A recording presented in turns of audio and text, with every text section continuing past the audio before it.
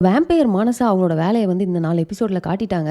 But கடைசியில பார்த்தீங்கன்னா, அதுவே அவங்களுக்கு பேக் ஃபயர் ஆனது செம்ம இன்ட்ரஸ்டிங்கான ஒரு மேட்டரா தான் இருந்தது. மானசாவ பார்த்தா கூட அவ்வளோ டென்ஷன் ஆக மாட்டேங்குது. இந்த 4 எபிசோட்ல நம்ம ரதி இருக்காங்க தெரியுமா? அவங்கள பார்த்தா மட்டும் அவ்வளோ காண்டாவுது. ஏன்னா ஒரு 2 விஷயம் அவங்க சொல்லியிருப்பாங்க. ஒண்ணு பார்த்தீங்கன்னா, நம்ம விஜய்க்கு வந்து ரீனா தான் அவர் பொண்ணு அப்படிங்கிறது தெரியக்கூடாது அப்படிங்கிறதுக்கு ஒரு ரீசன் ஒண்ணு சொல்லியிருப்பாங்க. அதே மாரி பார்த்தீங்கன்னா, ரீனாவ வந்து கடைசியா சஸ்பெண்ட் பண்ணணும் அப்படின்னு சொல்லிட்டு, அதுக்கு ஒரு ரீசன் ஒண்ணு சொல்லியிருப்பாங்க. இது 2யும் கேட்டு எனக்கு செம்மையா டென்ஷன் ஆயிருச்சு. இத தாண்டி பார்த்தீங்கன்னா, ஃபர்ஸ்ட் எபிசோட்லயும் சரி, லாஸ்ட் எபிசோட்லயும் சரி, கொஞ்சம் அன்வான்டடான சீன்ஸ்லாம் இருந்தது. அதாவது அந்த ஸ்டோரியோட பேஸே வந்து கட் பண்ண மாரி இருந்தது. ஸ்டார்ட்டிங்ல பார்த்தீங்கன்னா, அப்புக்குட்டி அப்படின்னு சொல்லிட்டு ஒரு பேஷண்ட் ஒரு சின்ன பையன் வர மாரி காட்டிட்டு, அவன் இன்ஜெக்ஷனுக்கு பயந்து தொலைஞ்சுட்டான் அப்படிங்கிற மாரி எல்லாரும் தேடுற மாரி ஒரு சீக்வென்ஸ் வச்சிருப்பாங்க. அது பார்த்தீங்கன்னா, ஒரு காமெடியாவும் ஒர்க் அவுட் ஆகல. At the same time story அப்படி சீரியஸா ஒரு 4 சீன் வருது. நடுவுல பார்த்தீங்கன்னா, இத காட்டுறாங்க. திரும்ப ஒரு 4 சீன் பார்த்தீங்கன்னா, சீரியஸா போகுது. அப்புறம் நடுவுல இத காட்டிட்டே இருந்தாங்க. ஸோ அது ஓவரால் அந்த ஃப்ளோவையே வந்து இம்பாக்ட் பண்ண மாரி நான் ஃபீல் பண்ணேன். அண்ட் அதே மாரி பார்த்தீங்கன்னா, லாஸ்ட் எபிசோட்ல இன்டர்ன்ஸ் அண்ட் குணா இவங்களுக்கு நடுவுல வந்து ஒரு கிளாஷ் ஆகிற மாரி காட்டி, அது கொஞ்சம் எஸ்கலேட் ஆகி அந்த மாரி கொண்டு போன மாரிலாம் காட்டியிருப்பாங்க. ஸோ அது வந்து இந்த 4 எபிசோடோட சேர்த்து பார்க்குறப்போ அன்வான்டடா ஃபீல் ஆச்சு. சரி ஓகே, இந்த 4 எபிசோடும் ஸ்டார்ட்டிங்லேருந்து ரிவ்யூ பண்ணிடலாமா? ஸோ எடுத்தோன்னே பார்த்தீங்கன்னா, நம்ம கணேசன் அண்ட் ரீனா இவங்களுக்குள்ள இருந்த அந்த பாண்டிங்கை வந்து காட்டினாங்க. அது ரொம்பவே அழகா இருந்தது. நம்ம கணேசன் பார்த்தீங்கன்னா, "உன்னை எந்த குறையும் இல்லாம பார்த்துக்கணும்" அப்படின்னு சொல்லிட்டு சாரதா சொல்லியிருக்கா. ஸோ நான் இருக்க வரைக்கும் கண்டிப்பா நான் உன்னை பார்த்துப்பேன். இது வந்து ப்ராமிஸ் பண்றேன் அப்படின்ற மாரி அவர் சொன்னதா இருக்கட்டும். ரீனாவோட தாத்தா கிட்ட போயிட்டு, "ஸோ எல்லா ப்ராப்ளமும் சரியாயிருச்சு அப்படின்னா, அவ ஃபேமிலிக்கு தானே பிரையாரிட்டி குடுப்பா. என்கிட்ட இருந்து அவள பிரிச்சுட்டு கூட்டு போயிருவீங்களோ அப்படின்னு எனக்கு பயமா இருக்கு" அப்படின்னு அவர் சொன்னது. அது எல்லாமே நல்லா இருந்தது. அண்ட் அதே மாரி பார்த்தீங்கன்னா, நம்ம ரதி வந்து ரீனாவ ஹாஸ்பிட்டல்ல பார்த்து, இத்தன நாள், இத்தன வருஷத்துல கேட்காத ஒரு கேள்வி என்னன்னா, "நீ எப்படி இருக்க?" அப்படிங்கிற மாரி ரொம்ப கன்சர்ன்டா, இன்னும் கொஞ்ச நாள் நீ வந்து பிரேக் எடுத்துருக்கலாமே அப்படின்ற மாதிரிலாம் கேட்பாங்க.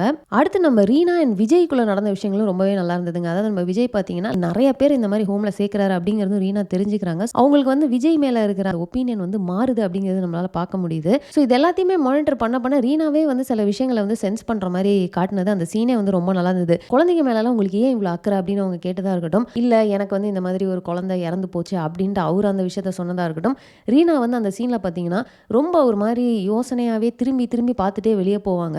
ஸோ அவங்களுக்குமே வந்து அந்த ஒரு ஃபீலிங் உள்ள இருந்துட்டே தான் இருக்கு அப்படின்னு நினைக்கிறேன். அண்ட் நம்ம அர்ஜுனும் ரீனாவும் பார்த்தீங்கன்னா மீட் பண்ணிக்கிறப்போ, ரீனா எல்லா விஷயத்தையுமே வந்து அர்ஜுன்ட்ட சொன்னது ரொம்பவே நல்லா இருந்தது விஜய பத்தி. நீங்க லாஜிக்கா பார்த்தீங்கன்னா, ஒருவேள அர்ஜுன் வந்து விஜய் கிட்ட போயிட்டு, "ரீனா தான் உங்க பொண்ணு" அப்படின்னு சொல்லியிருந்தா, அது ஒரு தப்பா இருந்திருக்கும். பட் ரீனா கிட்ட வந்து விஜய் தான் உங்க அப்பா அப்படின்னு சொல்றதுல என்ன தப்பு அப்படின்னு எனக்கு தெரியல. இவரு ஏன் வந்து ரதிய பார்த்துட்டு, "இல்ல வேணாம்" அப்படின்னு சொல்லிட்டு இவரு நேரா ரதிய போய் கேட்கிற மாரியே வந்து காட்டியிருப்பாங்க. ஸோ ஆக மொத்தம் ரீனாக்கு இப்போதைக்கு தெரியக்கூடாது விஜய் தான் அப்பா அப்படிங்கிறதுக்காகவே இத கொஞ்சம் இழுக்கிற மாரி இருக்கு. பட் உள்ள ரதி கிட்ட போய் அவரு கேட்குற அந்த சீன் வந்து ரொம்ப நல்லா இருந்ததுங்க. அதாவது டாக்டர் விஜய் தானே ரீனாவோட அப்பா அப்படின்னு கேட்டோனே ரதி குடுக்குற எக்ஸ்பிரஷனு, இன்ஃபாக்ட் அர்ஜுன் சொல்லுவாரு, "இவ்வளோ நேரம் எனக்கு கன்ஃபார்ம் இல்ல. பட் இப்ப நீங்க ஒரு எக்ஸ்பிரஷன் குடுத்தீங்க பார்த்தீங்களா? அத பார்த்து தான் எனக்கு கன்ஃபார்ம் ஆச்சு." ஸோ ஒரு வேள வந்து இவருக்கு இன்னும் கன்ஃபார்மா தெரியல. சரி எதுக்கும் நம்ம ரதிட்ட கேட்டு கன்ஃபார்ம் பண்ணிட்டு அதுக்கப்புறம் சொல்லலாம் ரீனாட்ட அப்படின்னு நெனச்சாரா என்னன்னு தெரியல. பட் நம்ம ரதி மேம் இருக்காங்க தெரியுமா? அதாவது நம்ம தாத்தாவோட ட்ரெய்னிங்ல இவங்களுக்குமே வந்து மூளை குழம்பிருச்சு அப்படின்னு தான் நெனைக்கிறேன். நான் கூட போன வாரம் நெனச்சேன், இவங்க ரீனா வந்து அவ்வளோ அழுது ஃபீல் பண்றத பார்த்துட்டு, உண்மைய வந்து சொல்லிருவாங்க அப்படின்லாம் நெனச்சேன். கடைசியில அப்படிலாம் ஒண்ணுமே நடக்கல. அர்ஜுன் கிட்ட வந்து ரீனாக்கு மட்டும் இந்த உண்மை தெரியவே கூடாது. அவங்க 2 பேருக்கும் தெரியவே கூடாது அப்படின்னு அவங்க பேசுறதெல்லாம் கேட்கிறப்போவே அப்படியே ஒரு மாரியா டென்ஷன் ஆக ஆரம்பிச்சிருச்சு. அவங்க என்ன ரீசன் சொல்றாங்க அப்படின்னு பார்த்தீங்கன்னா, விஜய் வந்து பாதியிலேயே என்ன விட்டு போயிட்டாரு. ஸோ அதே மாரி ரீனாவையும் விட்டு போயிருவாரு. அதனால ரீனாவோட நல்லதுக்காக தான் சொல்றேன்.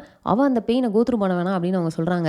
ரதிய பொறுத்த அளவுக்கு விஜய்க்கு குழந்தை இருக்குன்றது தெரிஞ்சும் அவர் வந்து வரல. பாதியிலேயே விட்டு போயிட்டாரு அப்படின்னு அவங்க நெனச்சிட்டு இருந்தாங்க. பட் ரீசென்ட்டா பார்த்தீங்கன்னா, ரதிக்கு தெரிய வந்துருச்சு. விஜய பொறுத்த அளவுக்கு குழந்தை இறந்துருச்சு அப்படிங்கிறது. ஆனா அதே மாரி அவரு வந்து திரும்ப ரதிய பார்க்கறதுக்காக வந்து ட்ரை பண்ணி அவங்க அப்பா விடல அப்படிங்கிற எல்லா உண்மையுமே வந்து ரதிக்கு தெரிஞ்சிருச்சு.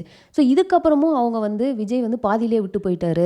ரீனாவையும் விட்டு போயிருவாரு அப்படின்னு அவங்க சொல்றது சுத்தமா லாஜிக்கே இல்லாத ஒரு விஷயமா இருக்கு. கல்யாணமும் பண்ணிக்காம சிங்கிளாவே வந்து இத்தன நாள் வந்து அந்த குழந்தைய நினைச்சு வந்து அவ்ளோ ஃபீல் பண்ணிட்டு இருக்க விஜய் வந்து எப்படி ரீனா தான் பொண்ணுன்னு தெரிஞ்சோன்னா பாதியிலேயே விட்டு போவாரு. எப்பவுமே அர்ஜுன் வந்து ரீனா கிட்ட போய் சொல்லிடலாமே. ரதி சொன்னாங்க அப்படிங்கிற ஒரே காரணத்துக்காக அவர் எதுக்கு வந்து அதை ஹோல்ட் பண்ணணும் அப்படின்ற ஃபீலிங் தான் எனக்கு. நீங்க என்ன ஃபீல் பண்றீங்க அப்படிங்கிறத மறக்காம கமெண்ட்ல போட்டுருங்க. அண்ட் அதே மாதிரி பார்த்தீங்கன்னா, நம்ம விஜய் வந்து அந்த நெட்வொர்க்கிங் மீட்ல ரதி கிட்ட பேசின விஷயங்கள்லாம் நல்லாயிருக்கும். அதாவது நீ வந்து ஒரு அழகான ஃபேமிலி உனக்கு இருக்கு. அத பார்க்குறப்போ எனக்கு வந்து பொறாமையா இருக்கு. ஆனா நம்ம ரதி பார்த்தீங்கன்னா எடுத்தோனே அதான் உனக்கு தெரியுதுல. அப்போ போ வேண்டியது தானே இங்கேருந்து அப்படிங்கிற மாரி மூஞ்சில அடிச்ச மாரி தான் அவங்க பேசிக்கிட்டு இருப்பாங்க. அந்த இடத்துல தாங்க விஜய் குடுத்த ஆன்சர் ரொம்பவே நல்லாயிருக்கும். உனக்கு வந்து க்ளோஷர் கிடைச்சிருச்சு. நீ வந்து கான்ஃபிடென்ட்டா இருக்க. நீ மூவ் ஆன் ஆயிட்ட. ஆனா எனக்கு அந்த க்ளோஷர் எப்போ கிடைக்குதோ, எப்போ எனக்கு வந்து நான் மூவ் ஆன் ஆக முடியும்னு நம்புறேனோ, அப்போ நான் பாட்டுக்கு கிளம்பி போயிட்டே இருப்பேன் அப்படின்னு அவர் சொன்னது. ஸோ அந்த ஓவரால் கான்வர்சேஷனே பார்த்தீங்கன்னா ரொம்ப ப்ராக்டிகலா இருந்தது. ஸோ இப்போ நம்ம வேம்பயர் மானசாவோட சீனுக்கு போவோமா? ஸோ அவங்க வந்து அவங்க வேலையை காட்டினாங்க. ஓரளவுக்கு நல்லா பிளான் தான் பண்ணாங்க. பட் டோட்டலாக சொதப்பி அவங்களுக்கு பேக் ஃபயர் ஆயிருச்சு. அதுவும் எவ்வளோ தெளிவான்னு பார்த்தீங்கன்னா, எடுத்தோனே "என்னாச்சு? உனக்கு வந்து விஷயம் தெரிஞ்சிருச்சு. அதனால தானே நீ என்கிட்ட பேச மாட்ற" அப்படின்னு சொல்லிட்டு, இவங்க அர்ஜுன ப்ரப்போஸ் பண்ண மேட்டர நைஸா அப்படியே வந்து அவங்களுக்கு தெரிய வச்சது. அது ஒரு மாரி நல்லா இருந்தது. அடுத்து பார்த்தீங்கன்னா, அவங்க ஜூஸ்ல வந்து ஆல்கஹால மிக்ஸ் பண்ணிட்டாங்க. ஓகே. ரீனா ட்ரிங்க் எடுத்துட்டு அவங்களுக்கு தலை சுத்துதுங்கிறாங்க. சரி ஓகே. ஆனா நேரா ஹாஸ்பிட்டல் போற மாரி ஒரு சீன வச்சாங்க. சரி அது கூட நான் ஒத்துப்பேன். ஆனா கரெக்ட்டா அந்த டைம்ல ஹாஸ்பிட்டல்ல பார்த்தீங்கன்னா, ஒரு பேஷண்ட் கூட வந்தவங்க வந்து லைவ் எடுத்துக்கிட்டு இருக்காங்க வீடியோ அப்படின்னு சொன்னது வந்து, என்னடா எவ்வளோ கோயின்சிடென்ஸ் அப்படிங்கிற மாரி தான் இருந்தது. ஆனா அங்க பார்த்தீங்கன்னா, நம்ம குணா வந்து ரீனா கிட்ட வந்தோனே, "உன் கிட்ட வந்தோனே எனக்கு ஆல்கஹால் ஸ்மெல் அடிக்குது" அப்படின்னு அவர் சொல்றாரு இல்லையா? அந்த நெட்வொர்க்கிங் மீட்லேருந்து கிளம்புறதுக்கு முன்னாடி நம்ம அர்ஜுன்ட்ட போய் பேசிட்டு தான் கிளம்புறாங்க. ஆனா அர்ஜுனுக்கு வந்து சுத்தமா அந்த ஆல்கஹால் ஸ்மெல்லே வரலையா ரீனா மேல இருந்து அப்படின்னு தான் எனக்கு ஒரு டவுட்டு. ஸோ ஓவராலா பார்த்தீங்கன்னா, இப்படி ஒரு விஷயம் நடக்கணும் அப்படிங்கிறதுக்காக நெறைய விஷயங்கள வந்து புஷ் பண்ணி கொண்டு வந்து நிறுத்தின மாரி இருந்தது.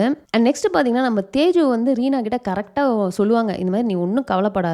யார் என்ன சொன்னாலும் ரதி வந்து உனக்காக இருப்பாங்க, சப்போர்ட் பண்ணுவாங்க. நீ கவலைப்படாத. எதுவும் பிரச்சனை ஆவாதுன்னு" சொல்லிட்டு, அப்படியே பேரலலா பார்த்தீங்கன்னா, உள்ள ரதி, விஜய் அண்ட் அர்ஜுன் பேசிட்டு இருக்க சீன காமிப்பாங்க. எல்லாருமே வந்து ரீனாவ சஸ்பெண்ட் பண்ணக்கூடாதுன்னுவாங்க. ஆனா நம்ம ரதி தான் வந்து சஸ்பெண்ட் பண்ணியே தீரணும் அப்படின்னு நிப்பாங்க. ஸோ அந்த கான்ட்ராஸ்ட்ட காமிச்சது வந்து ரொம்பவே நல்லா இருந்தது. அதுக்கப்புறமா கூட பார்த்தீங்கன்னா, நம்ம ரீனா ரொம்ப கான்ஃபிடென்ட்டா எனக்கு தெரியும் டாக்டர் விஜய் தான் வந்து என்னைய சஸ்பெண்ட் பண்ணணும்னு சொல்லியிருப்பாரு. ஏற்கனவே அவருக்கும் எனக்கும் கிளாஷ் அப்படின்லாம் சொல்றப்போ, கிடையாது ரதி தான் சொன்னாங்க அப்படின்னது. நம்மள வந்து அந்த இடத்துல யார் என்ன சொன்னாலும் ரதி நம்மள வந்து காப்பாத்துவாங்கன்னு நெனச்சிட்டு இருந்தோம். பட் அவங்க தான் வந்து இத்தன பேர் சொல்லியும் கேட்காம நம்மள வெளிய அனுப்பியிருக்காங்க அப்படின்றப்போ, அந்த ஃபீலிங் எப்படி இருக்கும் அப்படின்றத நல்லா காட்டியிருந்தாங்க. இவங்க போய் ரதிய வந்து பயங்கர டென்ஷனா கத்துனதா இருக்கட்டும், நீங்க யார் வந்து எனக்காக டிசைட் பண்றதுக்கு, நீ யார் அப்படின்னு கேட்டுட்டு கோவமா பேசிட்டு வந்ததா இருக்கட்டும், அந்த சீன் வந்து சூப்பரா இருந்தது. ஏன்னா ரதி வந்து இதுக்கு சொன்ன ரீசனுமே வந்து சுத்தமா அக்செப்டபிளே கிடையாது. நம்ம அர்ஜுன் வந்து எதுக்காக நீங்க வந்து இப்ப ரீனாவ சஸ்பெண்ட் பண்றீங்க அப்படின்னா, எனக்கு வந்து கொஞ்ச நாள் ரீனா இங்கேருந்து வெளியே இருக்கணும். எனக்கு நெறைய விஷயங்கள் முடிக்க வேண்டியிருக்கு அப்படின்னு அவங்க பேசினது, இவ்வளோ செல்ஃபிஷாவாடா இருப்பாங்க அப்படிங்கிற ஃபீல தான் திரும்ப திரும்ப குடுத்துச்சு. அண்ட் 4வது எபிசோடு தாங்க அந்த ஃபினிஷிங் வந்து செம்மையா இருந்தது. அதாவது நம்ம நவீன் வந்து டக்கு டக்கு டக்கு டக்குன்னு எல்லாத்தையும் கன்ஃபெஸ் பண்ணிருவாரு. அண்ட் இன்ஃபேக்ட் அர்ஜுன் அதுக்கப்புறம் போயிட்டு மானசாட்ட பேசுறப்போ ஒரு டயலாக் ஒண்ணு சொல்லுவாரு. செம்மையா இருக்கும். மதனே எவ்வளோ பரவால்ல. ஏன்னா அவன் வந்து ஓப்பனா சேலஞ்ச் பண்ணான். இந்த மாரி நான் ஹாஸ்பிட்டல்ல எடுத்து காட்டுறேன் அப்படின்னு. நீ என்னடான்னா இங்க வந்து எல்லாரோட ட்ரஸ்ட்டையும் கெயின் பண்ணி இந்த மாரி பேக் எண்ட்ல வொர்க் பண்ற. இவ்ளோ கேவலமா இருக்கு அப்படின்னு சொல்லிட்டு அவர் சொன்னது வந்து and இந்த இடத்துல கரெக்ட்டா நம்ம தேஜு போய் நவீன்ட்ட வந்து எனக்கு நீ ஓகே தான் அப்படின்னு சொன்னதும் சூப்பரா இருந்தது. தேஜு அப்படிங்கிற அந்த கேரக்டர வந்து ரொம்ப கன்சிஸ்டன்ட்டா அவங்க கேரக்டருக்கு ஜஸ்டிஸ் பண்ற மாதிரி வந்து கொண்டு போறது நல்லா இருக்கு. ஏன்னா இவங்க இத்தன நாளா ஒத்துக்காதவங்க. ரீனாக்கு ஒரு பிரச்சனை அப்படின்னு வரப்போ நவீன் வந்து அவர பத்தி கூட யோசிக்காம எல்லா உண்மையும் சொன்னது. ஸோ இது வந்து தேஜுவ இம்ப்ரெஸ் பண்ணியிருக்க மாரி காட்டுனது. பிகாஸ் லாஸ்ட் வீக்கே பார்த்தீங்கன்னா தேஜு சொல்லியிருப்பாங்க. ஒரு ரிலேஷன்ஷிப் அப்படின்னா புடிச்சிருக்கு அப்படிங்கிறதுக்காகலாம் லவ் பண்ண முடியாது. ட்ரஸ்ட் வேணும். அதாவது நீ என்னைக்குமே எனக்காக இருப்ப அப்படிங்கிற ட்ரஸ்ட் வேணும் அப்படின்னு அவங்க சொல்லியிருப்பாங்க. ஸோ கரெக்ட்டா அவர் அந்த ஒரு ட்ரஸ்ட்ட வந்து பில்ட் பண்ற மாரி ஒரு விஷயம் பண்ணியிருக்காரு. ஸோ உடனே தேஜு வந்து எனக்கு அது ஓகே அப்படின்னு சொன்னது வந்து ரொம்ப வேலிடான ஒரு விஷயமா இருந்தது. அண்ட் கடைசியா பார்த்தீங்கன்னா, நம்ப நவீன் வந்து எனக்கு வேலையே போகுமா? இல்ல என்ன டிஸ்மிஸ் பண்ணுவாங்களா என்னன்னு தெரியலையே! அப்படின்னு சொல்லி அந்த கான்வர்சேஷன்லாம் ரொம்ப கியூட்டா இருந்தது. உன்ன நம்பி தான் வரேன். நல்லா பார்த்துப்பல்ல அப்படின்னு அவர் கேட்டது. ஸோ ஓவரால் அந்த ஒரு கப்புல்லே பார்த்தீங்கன்னா, ஒரு கியூட்டான ஒரு கப்புல் மாரி காட்டியிருந்தாங்க. நம்ம இதுல நடந்த முக்கியமான விஷயங்கள் எல்லாமே பார்த்துட்டோம். இத தாண்டி பார்த்தீங்கன்னா, நம்ம கமல், அபி அண்ட் அம்மையா வச்சு ஒரு சீன் இருக்கும். ரொம்ப நாள் கழிச்சு கமல் அண்ட் அம்மையாவோட சீன காட்டியிருப்பாங்க. ஸோ அதுலயும் பார்த்தீங்கன்னா, அபியோட பேசுறதுக்கு அம்மையா பொசசிவ் ஆகுற மாரி காட்டுனது. ஸோ அதெல்லாமே ஓகேங்க. நல்லா தான் இருந்தது. அந்த இடத்துல அபி அம்மையாவ பார்த்து ஒரு டயலாக் சொல்லுவாங்க. யாராவது அக்கறையா பேசுறாங்க அப்படின்னா, "நீ எப்பவுமே அவங்கள தள்ளி தள்ளி தான் வைப்ப. கடைசியில யாருமே இல்லாம தான் போறோம் பாரு" அப்படின்னு அவங்க சொன்னது. ரொம்ப பிராக்டிகலான ஒரு பாயிண்டா இருந்தது. இன்ஃபாக்ட் அம்மையா அத தான் பண்றாங்க அப்படிங்கிறதும் நமக்கு தெரியும். ஸோ அவ்வளோதாங்க இந்த வாரம் நடந்த எல்லா எபிசோட்ஸுமே நம்ம ரிவ்யூ பண்ணிட்டோம். எனக்கு வந்து பார்த்தீங்கன்னா, லாஸ்ட் வீக் இருந்த அந்த ஒரு பரபரப்பு வந்து இந்த வீக் திரும்பவும் மிஸ் ஆன மாரி தான் நான் ஃபீல் பண்றேன். ஸோ நீங்க என்ன ஃபீல் பண்ணீங்க அப்படிங்கிறத மறக்காம கமெண்ட்ல போட்டுருங்க. ஸோ அவ்வளோதான் இந்த வீடியோ நான் இதோட முடிச்சுக்கிறேன். இந்த வீடியோ உங்களுக்கு பிடிச்சிருந்தா லைக் பண்ணுங்க. உங்க ஃப்ரெண்ட்ஸ் எல்லாத்தையுமே ஷேர் பண்ணுங்க. மறக்காம சேனலை சப்ஸ்கிரைப் பண்ணி என்ன சப்போர்ட் பண்ணுங்க. நெக்ஸ்ட் ஒரு இன்ட்ரெஸ்டிங்கான வீடியோல உங்களை மீட் பண்றேன். தேங்க்ஸ் ஃபார் வாட்சிங். Bye by.